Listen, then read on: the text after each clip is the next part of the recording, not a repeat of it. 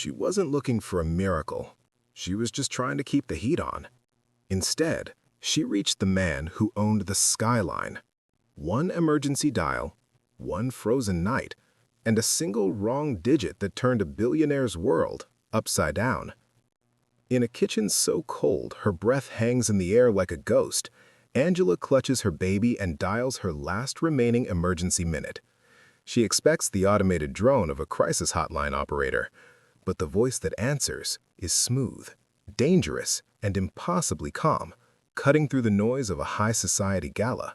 It belongs to Mr. Wayne, a ruthless titan of industry who has spent his life building walls that no one can climb. He shouldn't have answered. He should have ended the call in seconds. But as he stands on the velvet-lined balcony overlooking the city he conquered, the raw desperation in Angela's voice stops him cold. For the first time in his life, the man who has everything realizes he's missing the only thing that matters. And he isn't hanging up. The silence on the other end of the line was heavy, pressurized by the miles of fiber optic cables and the light years of social distance between them. Angela squeezed her eyes shut, the cheap plastic of her phone biting into her palm. "Ben, please," she whispered, her voice cracking as a fresh puff of white mist escaped her lips. "The pipes are starting to knock. If it gets any colder, I don't know if the baby will stay quiet." Across the city, atop the glittering spire of the Wayne Lexington Plaza, Julian Wayne stepped away from the gala's mahogany bar. He adjusted the cuff of his charcoal tuxedo, his thumb grazing a watch that cost more than the apartment building Angela was currently shivering in. He had answered the private line out of habit, expecting a frantic update on a multi-billion-dollar acquisition. Instead, he heard the raw, jagged edge of a woman's soul. "This isn't Ben," Julian said. His voice was like velvet over gravel, low, authoritative, and impossibly composed. Angela froze. The air in her lungs felt like shards of glass. She pulled the phone back, her eyes blurring as she looked at the screen. The number was off by a single digit. A wave of nauseating embarrassment washed over her, more biting than the winter air. Oh God, I'm so sorry. I dialed wrong. I'm so sorry." She went to end the call, her finger hovering over the red icon, but Julian's voice caught her before she could vanish back into the dark. "Wait," he commanded. It wasn't a request, it was a reflex of a man used to being obeyed. He heard a soft, rhythmic sound in the background, a tiny, contented sigh. "You're in the cold. Why is your heat off?" Angela felt a surge of defensive pride, the last armor of the destitute. "It's a billing error," she lied, her voice trembling. "I'll have it fixed. Please, forget I called." "A billing error doesn't make a person sound like they're standing in a walk-in freezer," Julian countered, his eyes narrowing as he looked out over the city lights. He could see the silhouettes of the tenements in the distance, dark patches in his sea of gold. "And that's a child, I hear. How old?" "6 months," Angela whispered, defeated by the sudden, strange gravity of this stranger's attention. "His name is Leo. He's wearing 3 sweaters. He's fine." Julian felt a flicker of something he hadn't experienced in years, a genuine, uncalculated pulse of humanity. He was the man the papers called the Ice King, the ruthless architect of a dozen hostile takeovers. Yet the sound of that baby's calm breathing against the mother's frantic terror broke through his armor. "Give me your address, Angela," he said, his voice softening just enough to be dangerous. "Why?" "Because," Julian replied, signaling his driver with a sharp nod as he headed toward the elevator. "I find I've lost my appetite for the party." The sun hadn't yet crested the horizon when the radiator in the corner of the small apartment began to hiss. It was a rhythmic, metallic song that Angela hadn't heard in weeks. At first, she thought she was dreaming, trapped in a hallucination brought on by the exhaustion of 1,000 sleepless nights. She remained huddled under a mountain of mismatched blankets, her breath still a faint vapor in the dim morning light. But then, a soft clicking sound echoed through the walls, followed by the undeniable, glorious rush of hot water surging through the pipes. She sat up slowly, her heart hammering against her ribs. She reached out a hand, trembling not from the cold this time, but from a terrifying hope. The metal of the radiator, usually as biting as a block of ice, was warm. Not just lukewarm, it was radiating a steady, pulsing heat that began to push the stagnant chill out of the room. Angela let out a breath she felt she had been holding since October. She looked down at Leo, who was still asleep in the crook of her arm. For the first time in days, his tiny cheeks weren't pale and pinched. They were flushed with a healthy, rose-colored warmth. He looked peaceful, his small chest rising and falling in a slow, easy rhythm that only comes with comfort. The events of the previous night felt like a fever dream. The deep, commanding voice on the phone, the sound of the gala's orchestra in the background, and the way the man, Mr. Wayne, had spoken her name as if it were a matter of national importance. She had given him her address in a moment of sheer, desperate weakness, convinced that nothing would actually happen.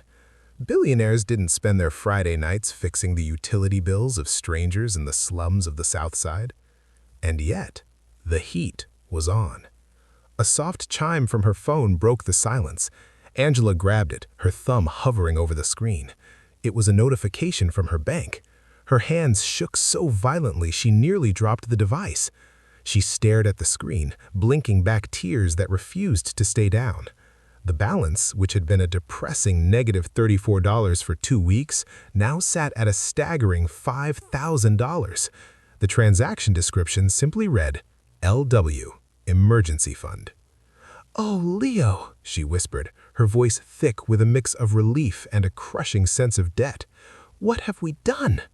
She climbed out of bed, her feet meeting floorboards that no longer felt like frozen glass. The apartment was transforming. The shadows that usually looked menacing in the gray morning light now seemed soft, almost welcoming. She walked into the tiny kitchen and pressed her palms against the countertop. The power was back too. The hum of the refrigerator provided a low-frequency bass to the radiator's melody. She expected a knock at the door, a demand for explanation, or perhaps the cold realization that this was all a clerical error that would be snatched away as quickly as it arrived. But the knock that eventually came at 8 a.m. wasn't from a debt collector or a technician. When Angela opened the door, she found a man in a crisp navy uniform holding 2 large thermal bags and a heavy cardboard box. "Delivery for Miss Angela?" he asked, his tone professional and polite. "I didn't order anything," she stammered, clutching her robe tightly at her throat. "Paid for by the Wayne Group, ma'am. There's organic formula, fresh groceries, and," he paused, checking a manifest, "some high-tog sleep sacks for the infant." As he set the bags on her small table, Angela saw a simple white card tucked into the side of the box. She opened it with numb fingers. The handwriting was sharp, elegant, and decisive. "The heat stays on, Angela. I'll be in touch by noon. We have things to discuss regarding your resume. J.W." She sank into her chair, the steam from the hot breakfast the delivery man had included beginning to fog her windows. For the first time in a year, the weight on her chest didn't feel like lead.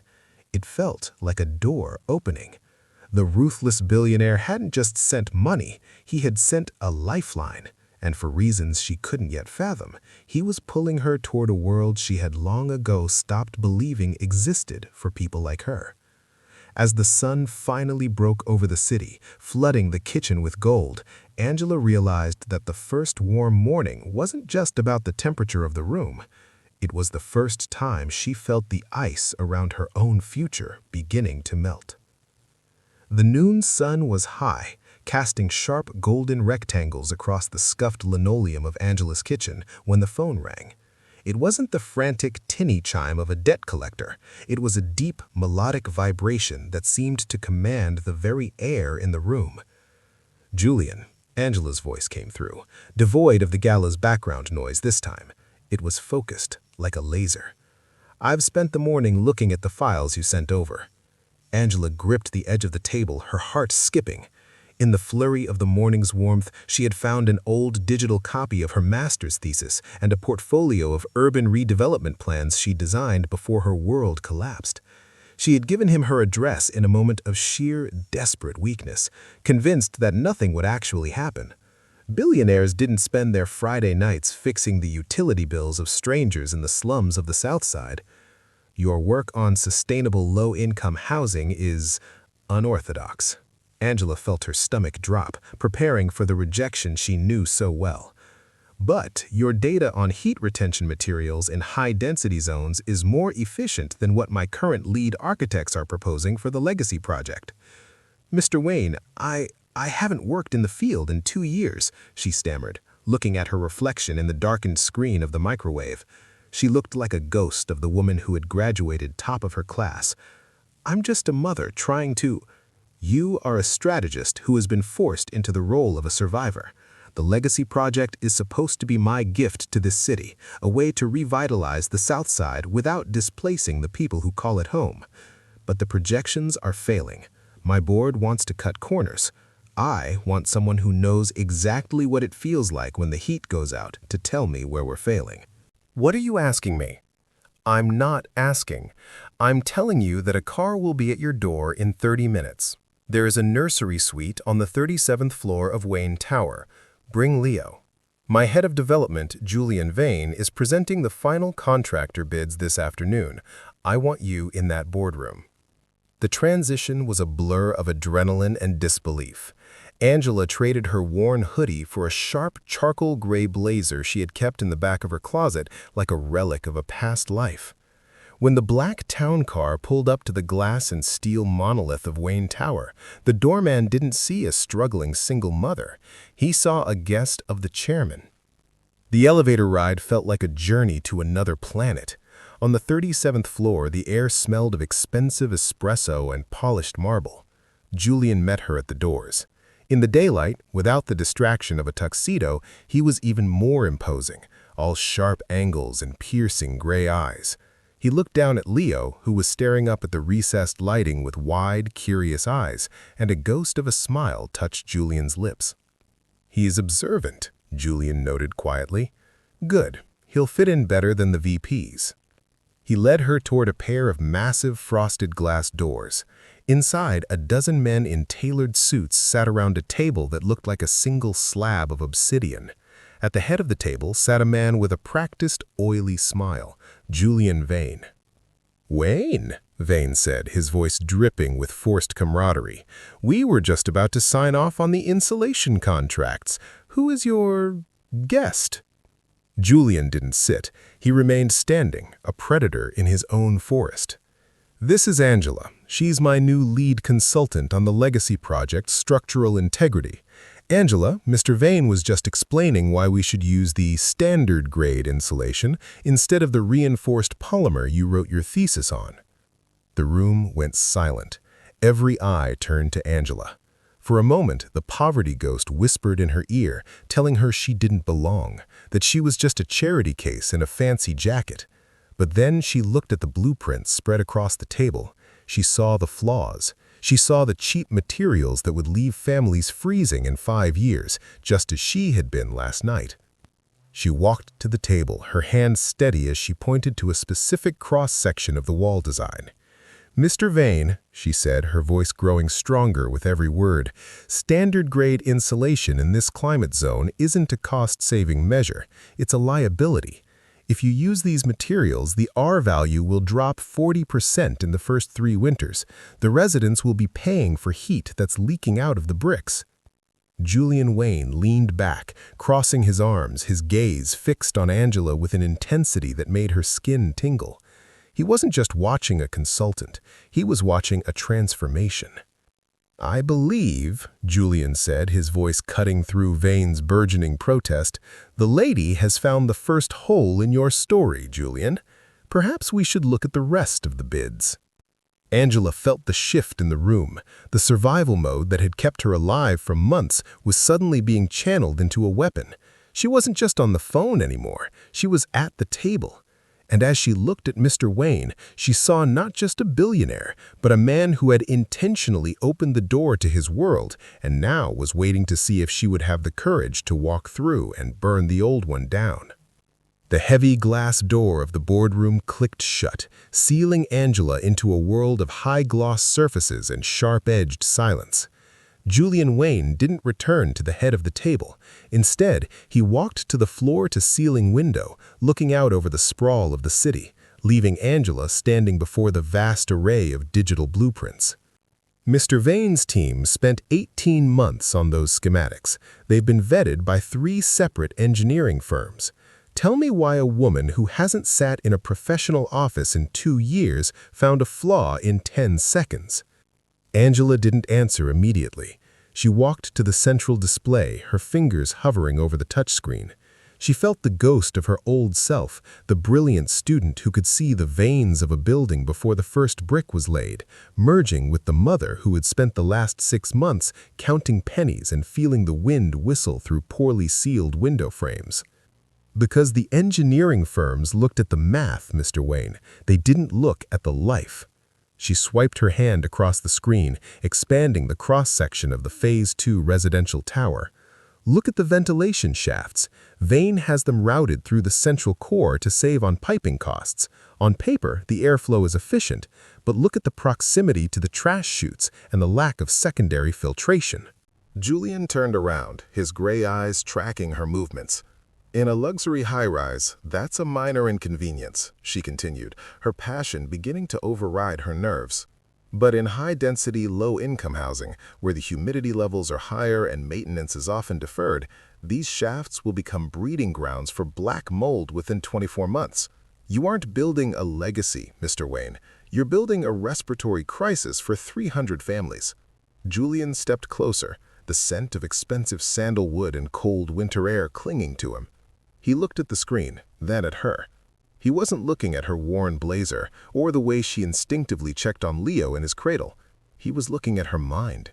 They told me the core routing was the only way to keep the project under the $500 million mark, Julian murmured. Then they lied, Angela countered. She navigated to the basement levels, her fingers moving with a grace that surprised even her. He's over-engineered the foundation by 15%.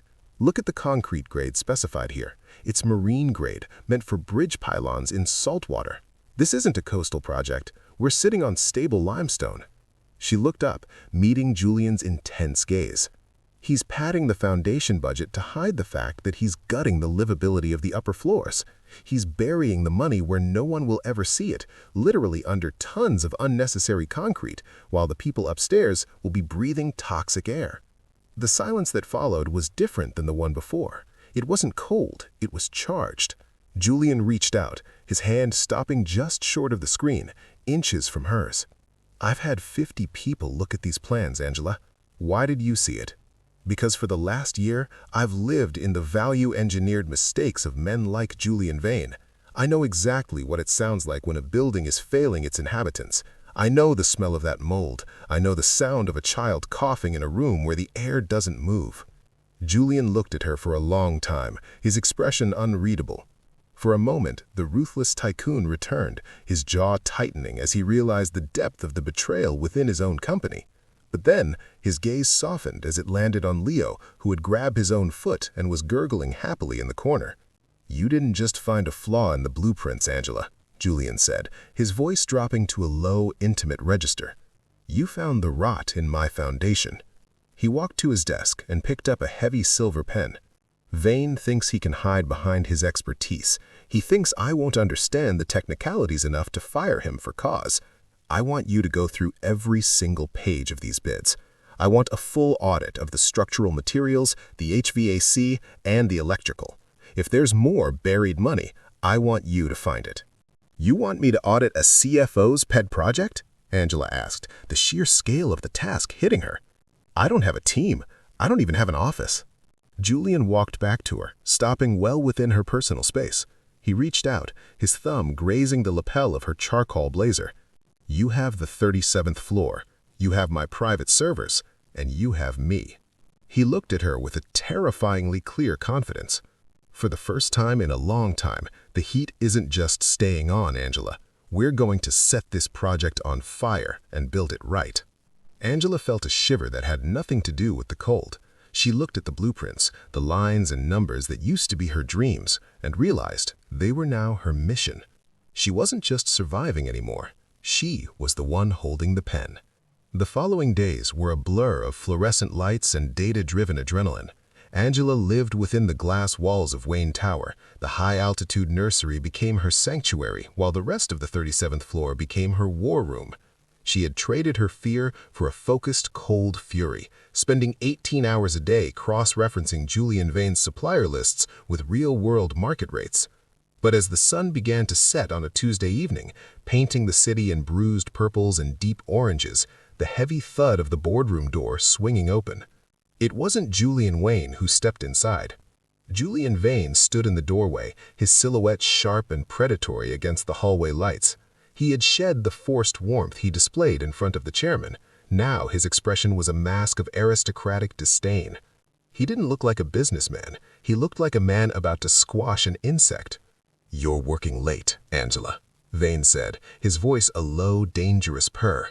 He walked toward her desk, his expensive leather shoes clicking rhythmically on the marble floor. A very dedicated mother, or perhaps just a very ambitious one. Angela didn't look up from her monitor. She kept her eyes fixed on a spreadsheet that detailed a $3 million discrepancy in the fire retardant coating contracts. "The work doesn't do itself, Mr. Vane, especially when it's been buried so deep." Vane stopped at the edge of her desk and leaned over, placing his hands on the mahogany surface. He smelled of aged scotch and expensive cologne, the scent of a man who had never known the metallic tang of a cold radiator. "Let's drop the charade. We both know why you're here. You gave Julian a sob story, and he, in a rare moment of misguided sentimentality, decided to play savior. It's a touching tale, truly." He reached out, his finger tracing the edge of a stack of blueprints Angela had marked with red ink. "But here's the reality of the world you've stumbled into. This city isn't built on idealism or sustainable ethics. It's built on relationships and foundations that have been set for decades. Foundations you are currently trying to chip away at with a plastic spoon." Angela finally looked up, meeting his gaze. "Those foundations are built on fraud, Julian. I've seen the invoices for the insulation. You're billing for grade A thermal lining and installing recycled glass wool. That's not just a relationship, that's a crime." Vane's eyes darkened, the pupils constricting. He didn't flinch. Instead, he smiled, a slow, mirthless baring of teeth. "A crime is only a crime if someone with power decides to prosecute it. Do you really think Julian is going to choose a stranger from the slums over a man who has managed his family's interests for 15 years? You're a temporary distraction, a novelty." He leaned in closer, his voice dropping to a jagged whisper. "Enjoy the heat while it's on, Angela, but remember, the higher you climb in this building, the thinner the air gets. One wrong move, one misinterpreted document in your audit, and I will make sure you aren't just fired. I will ensure that the authorities find evidence that you were the one siphoning the funds. A desperate mother with a fresh bank account? It's a narrative that writes itself. You'll be back in the cold before the week is out, and this time, there won't be a nursery for your son, just a social worker's waiting room." He stood up, smoothing his silk tie with a chillingly calm gesture. "Consider this your only warning. Walk away. Tell Julian the audit is clean. If you don't, you'll learn that the Ice King isn't the only one in this city who knows how to freeze someone out." He turned on his heel and vanished back into the shadows of the hallway. Angela sat frozen, her hand instinctively moving to the baby monitor on her desk. She could see Leo on the screen, sleeping soundly in the next room, oblivious to the wolf that had just left the den. Her heart pounded against her ribs, the old familiar terror of the South Side creeping back into her throat. But then, her eyes landed on the red-inked blueprints.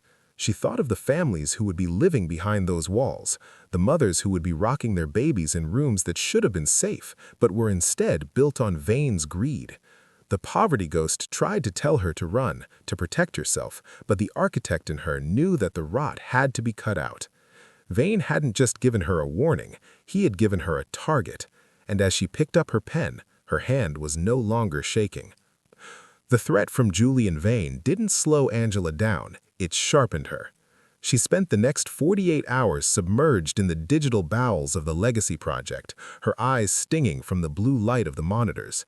She moved beyond the surface-level invoices and began digging into the change orders, the mid-construction adjustments that contractors often used to bury cost overruns or hide substitutions. It was 3 in the morning when she found the anomaly that made the blood in her veins turn to ice. Vane hadn't just swapped the insulation, he had altered the structural steel specifications for the Phase 2 tower's foundation. Angela pulled up the metallurgical reports from the supplier, a subsidiary called VTech Steel, and compared them to the original city-approved safety mandates. The steel being poured into the earth wasn't the high-tensile carbon-reinforced alloy required for a building of that scale. It was a cheaper, more brittle grade, substandard material that was prone to stress fractures under the weight of 30 stories. Angela felt a cold sweat break across her neck. This wasn't just embezzlement anymore. This was a death sentence for anyone who would eventually live there. The dangerous foundation wasn't a metaphor, it was literal. She didn't wait for morning. She paced the length of the boardroom, her mind racing through the implications. If the foundation was already being poured, every hour that passed made the disaster more permanent. She needed to verify the physical site, but Vane's security teams guarded the perimeter like a fortress. A shadow moved in the doorway. Angela gasped, spinning around, half expecting to see Vane's cold smile again. Instead, it was Julian Vane. He looked tired. His tie loosened and his sleeves rolled up, clutching a folder of his own. He stopped when he saw the frantic energy in her eyes. "Angela, you look like you've seen a ghost," he said, his voice low and steadying. "Worse," she whispered, beckoning him to the screens. "I found out where the money from the concrete went. He didn't just pad the budget, he used the surplus to buy cheaper steel and pocketed the difference from the high-grade contracts. He's building a tower on a foundation that won't hold." Julian leaned over the desk, his eyes scanning the metallurgical codes. As a man who built his empire on precision, the realization hit him with the force of a physical blow. His jaw tightened so hard a muscle pulsed in his cheek. "If this is true," Julian said, his voice dropping to a terrifyingly quiet register, "the building is a ticking time bomb. The city inspector should have caught this." "VTech Steel is owned by a shell company," Angela explained, pointing to the paper trail she had spent the night unmasking. "And that shell company is managed by the brother-in-law of the lead city inspector. It's a closed loop, Julian. No one was ever supposed to look at these files." Julian looked at her, and for the first time, she saw a flicker of genuine fear in the billionaire's eyes, not for his money, but for the weight of the responsibility he had claimed to carry. He had called this his legacy, and it was being built on a lie that could kill hundreds. "He threatened me," Angela said softly, looking at Leo's sleeping form in the adjacent room. "Vane said he would frame me. He said nobody would believe a girl like me over someone like him." Julian stepped closer, reaching out to steady her hands, which were cold and trembling. He took them in his, large, warm, and unshakable. "He's right about one thing, Angela. The world is built on foundations, but he forgot that a foundation is only as strong as the truth it's built on." He looked back at the screen, the blue light reflecting in his steely gaze. "We can't just fire him. He'll destroy the evidence and disappear before the first crack shows. We have to let him think he's winning. We need him to sign the final safety certification for the pour tomorrow morning. Once his signature is on that document, with these files as proof of his knowledge, he won't just be out of a job, he'll be in a cell."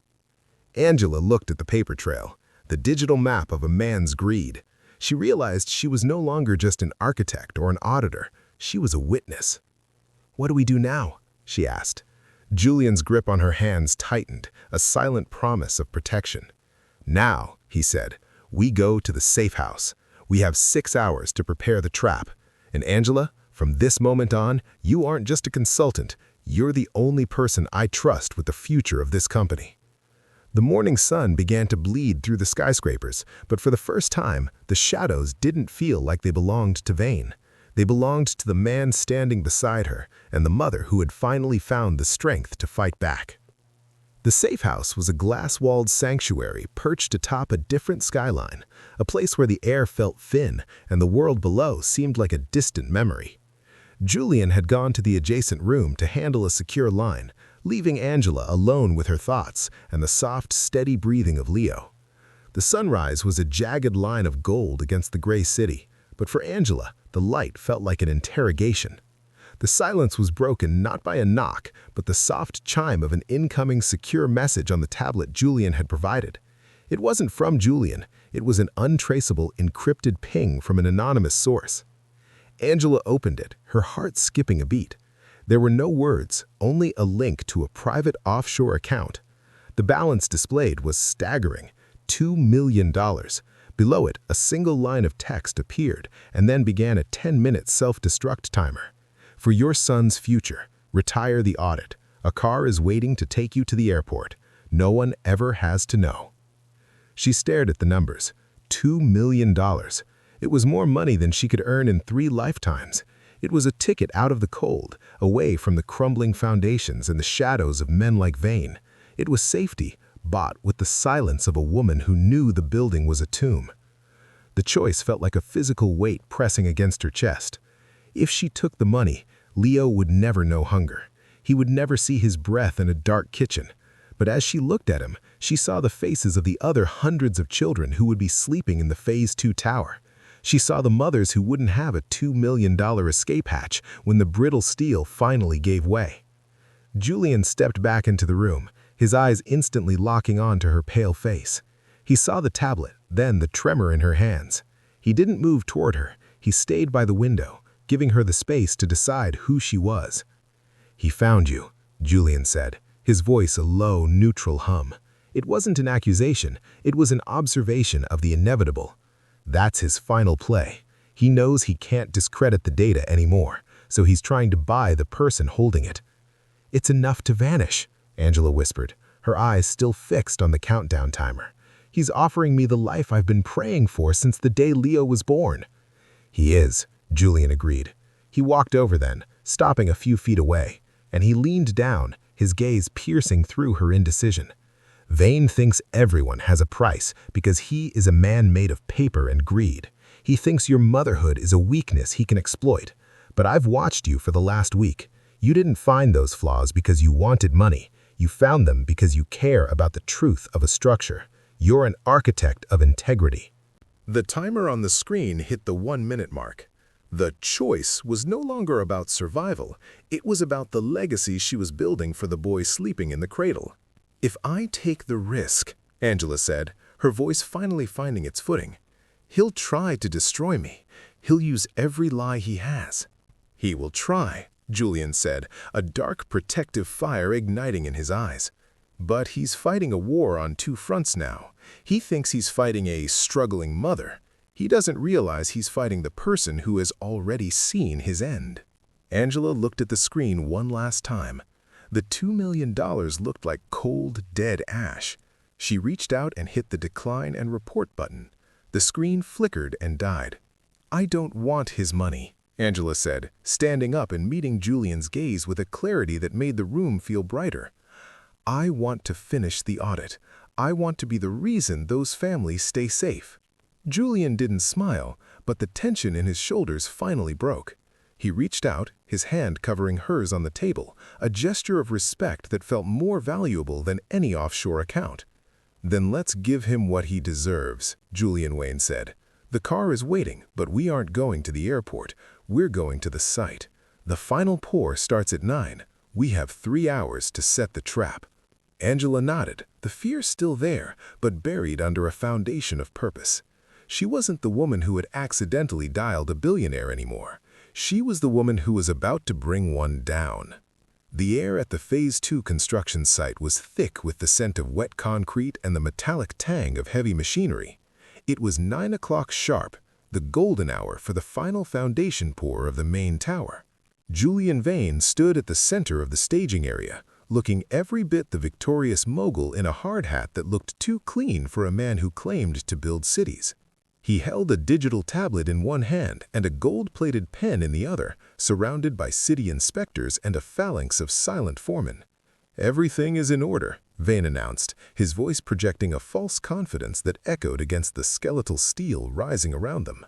The metallurgical reports are verified. The core is set. Once I sign this safety certification, we pour the concrete and cement our legacy. He moved to press the digital signature line, his eyes flicking toward the perimeter.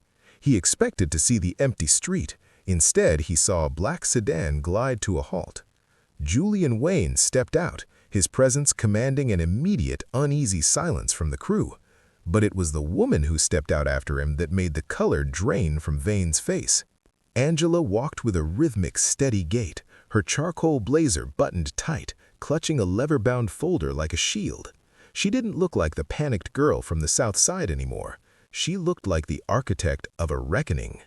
"Julian," Vane said, his voice tightening, "you're just in time to witness the start of the future. I assume your consultant is here to say goodbye?" "Actually," Julian Wayne said, his voice dropping to a dangerous, icy calm, "she's here to perform the final audit. Before a single drop of concrete touches that steel, Angela has a few discrepancies to discuss with the city inspectors." Vane let out a sharp, jagged laugh. "Discrepancies? We've been over this. The girl is out of her depth. She's looking at spreadsheets she doesn't understand." "I understand them perfectly, Mr. Vane," Angela interrupted. She stepped forward, opening her folder to reveal a side-by-side comparison of the metallurgical stamps. She held up a high-resolution photo taken by a drone Julian sent to the site at dawn.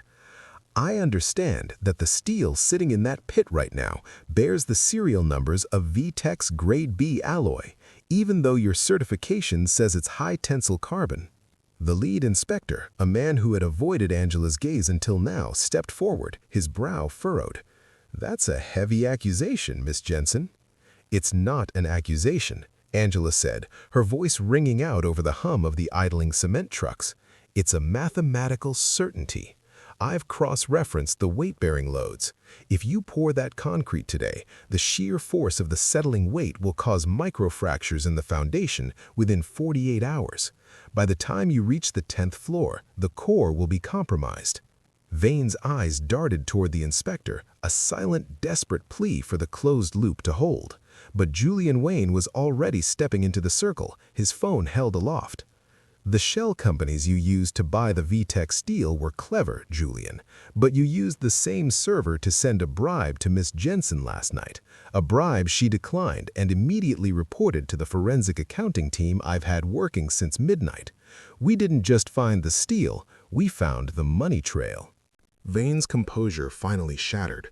The mask of the sophisticated executive cracked, revealing the panicked, cornered animal beneath. "This is a setup! She's a plant! You're taking the word of a single mother who couldn't even pay her heating bill over mine?" "I'm taking the word of the only person in this project who refused to be bought," Wayne replied. At that moment, 2 black SUVs with federal plates pulled onto the gravel lot. The grand reveal wasn't just a discovery, it was an execution. Angela watched as the inspectors, realizing the tide had turned, moved away from Vane as if he were suddenly radioactive. Angela walked to the edge of the foundation pit, looking down at the steel that was supposed to have been a tomb. "You told me the higher I climbed, the thinner the air would get," she said to Vane as the agents approached him. "But I think you're the one who forgot to breathe." As the handcuffs clicked into place, the roar of the cement trucks died down, replaced by a profound, heavy silence. The house had come down on Vane before a single brick was laid. Julian Wayne walked over to Angela, standing beside her as the morning sun finally cleared the surrounding buildings. He didn't look at the site, he looked at her. "You did it," he whispered. "We did it," she corrected him, feeling the warmth of the sun on her face, a warmth that for the first time in her life she knew no one could ever take away. The dust of the construction site had long since settled, replaced by the quiet, rhythmic hum of a life no longer lived in the shadow of catastrophe. 6 months had passed since the day the dangerous foundation was exposed, and the Phase 2 tower was now rising again, this time with steel that would hold for a century. But for Angela, the true transformation wasn't measured in glass and girders. It was measured in the silence of her new home, a place where the air was always warm and the lights never flickered. She stood in the center of the living room of her new apartment, a space that overlooked the park rather than the alleyways of her past. It was filled with the soft sounds of a late Sunday afternoon, the clink of a coffee cup, the rustle of a newspaper, and the happy, rhythmic babbling of Leo, who was currently busy conquering a mountain of plush blocks on the rug. Julian sat on the sofa, his usual sharp charcoal suit replaced by a simple navy sweater. To the world, he was still the Ice King, the billionaire who had successfully navigated a corporate scandal and come out stronger. But here, in the amber glow of the setting sun, he looked like a man who had finally found the one thing his billions couldn't buy: peace. "You're staring again," Julian said, his eyes crinkling as he looked up from his tablet. "I'm just checking the foundations," Angela replied with a small, playful smile. She walked over and sat beside him, letting the tension of the week melt into the soft cushions. "It still feels like if I blink too hard, I'll wake up back in that kitchen with the frozen pipes." Julian reached out, his hand finding hers and interlacing their fingers. His grip was a solid, grounding weight. "The only thing you're waking up to is the board of directors meeting tomorrow. You have a new title to defend: Director of Ethical Development." Angela leaned her head on his shoulder. After Vane's arrest, Julian hadn't just given her a job, he had given her a platform. She had spent the last few months rewriting the Wayne Group's internal audit protocols, ensuring that every brick laid under their name was vetted by people, not just shell companies. She wasn't just building houses, she was building a system of truth. "I spoke to the first 10 families moving into the Southside complex today. The heat is on, the air is clean. They don't have to be afraid of the walls they live in." Julian turned to her, his expression uncharacteristically soft. "That's the piece I never understood, Angela. I thought building meant conquering. I thought success was about the height of the tower. I didn't realize it was about the safety of the people inside." He looked toward Leo, who had successfully toppled his block tower and now was laughing at the chaos he had created. "You and Leo didn't just save my project. You saved my life from becoming a monument to nothing." He reached into the pocket of his sweater and pulled out a small, familiar object, a silver smartphone. He tapped the screen and showed her a saved image. It was a screenshot of the very first message she had ever sent him, the one intended for a crisis line that had pierced through the noise of his world. "Please, I need help. It's so cold." "I'm keeping this to remind me," Julian said, his voice dropping to a low, intimate register, "that the best things in life aren't the ones we plan for. They're the mistakes that lead us exactly where we were meant to be." Angela looked at the man who answered it. The ruthless billionaire was gone, replaced by the person who had sat in a nursery on the 37th floor and learned how to be a father figure. "I'm ready for what's next, Julian," she said, her voice steady and full of the quiet strength she had found in the trenches of their war with Vane. "No more running, no more cold." "Good, because I've already drafted the plans for our next project, and this one doesn't involve skyscrapers. It involves a house, a real one, for us." As the sun dipped below the horizon, flooding the room with a deep, peaceful gold, Angela finally let go of the poverty ghost. The foundation of her life wasn't made of steel or concrete anymore. It was built on the truth of their shared struggle, the warmth of a baby's laugh, and the unwavering gaze of a man who had found his heart in a wrong number. The call had been an accident, but the love was by design. And for the first time in her life, Angela knew that the heat wouldn't just stay on for the night. It would stay on forever. Hey family, thank you for the constant love and support on this channel. Every like, share, comment, and subscription truly means everything to me and helps this community keep growing. If you're enjoying these stories, please like this video, share it with your friends, and subscribe so you don't miss what's coming next. Also, drop your name and where you're watching from in the comments. I'll be giving personal shoutouts and thanking you directly in my next post. I appreciate every single one of you.